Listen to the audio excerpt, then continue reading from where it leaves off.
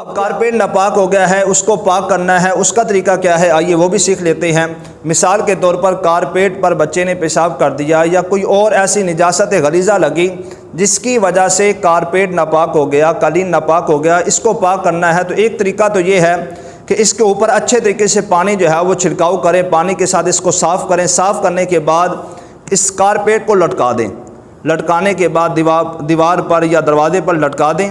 لٹکانے کے بعد جو پانی نیچے ٹپک رہا ہوگا وہ دیکھتے رہیں، جب ٹپکنا بند ہو جائے پانی پھر دوسری مرتبہ اس کو واش کریں۔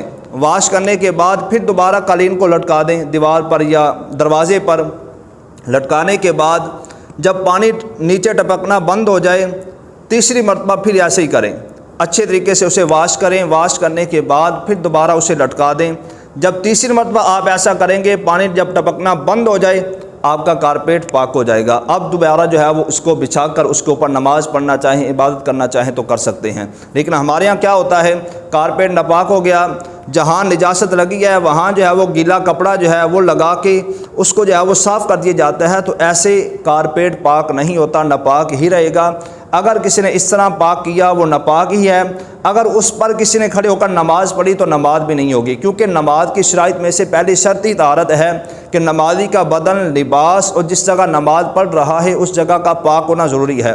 اب نمازی ہی ہم ناپاک جگہ پہ کھڑے ہو کے پڑھ رہے ہیں تو نماز کیسے ہوگی؟ تو اس لیے جب کارپیٹ قالین ناپاک ہو جائے جو طریقہ بیان کیا ہے اس طریقے سے اسے پاک کیا جائے گا۔ اسی طرح اگر ناپاک تیل کپڑوں پہ لگ گیا ہے تو کپڑے بھی جو ہے وہ ناپاک ہو جائیں گے۔ ناپاک تیل کپڑوں پہ لگ گیا، کپڑے ناپاک ہو جائیں گے۔ اب اسے بھی 3 مرتبہ دھو لیں، اگرچہ چکناہٹ باقی رہے 3 مرتبہ کپڑے کو دھو لینے سے کپڑا پاک ہو جائے گا۔ اسی طرح ناپاک مہندی جو ہے وہ ہاتھ پہ لگا لی، اب اس کو پاک کس طرح کرنا ہے؟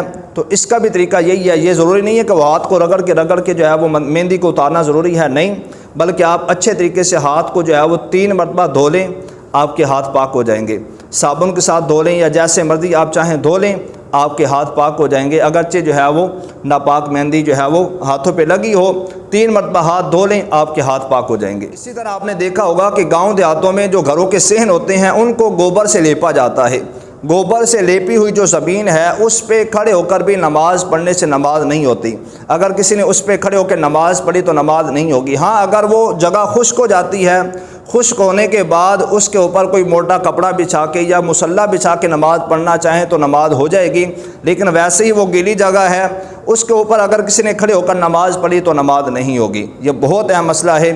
اسی طرح کتا جو ہے اگر جسم کے ساتھ لگ جاتا ہے تو جسم کے ساتھ لگنے سے کپڑے ناپاک نہیں ہوتے، اگرچہ کتا گیلا ہی کیوں نہ ہو، اگر وہ کپڑوں کے ساتھ لگ جاتا ہے کپڑے پاک ہی رہیں گے، ناپاک نہیں ہوں گے۔ ہاں اگر کتا جو ہے وہ گندگی سے اٹھ کے آیا ہے اور آ کر کپڑوں کے ساتھ لگ گیا، اب اس صورت میں اگر یقین ہے کہ یہ نجاست کے ساتھ بھرا ہوا تھا کتا اور یہ آ کے میرے کپڑوں کے ساتھ لگا ہے تو اب کپڑے بھی ناپاک ہو جائیں گے، کپڑوں کو پاک کرنا ضروری ہے۔ لیکن اگر کتا خشک ہے، وہ آ کے کپڑوں کے ساتھ لگ جاتا ہے، ٹس ہو جاتا ہے، مس ہو جاتا ہے، تو اس سے کپڑے ناپاک نہیں ہوں گے۔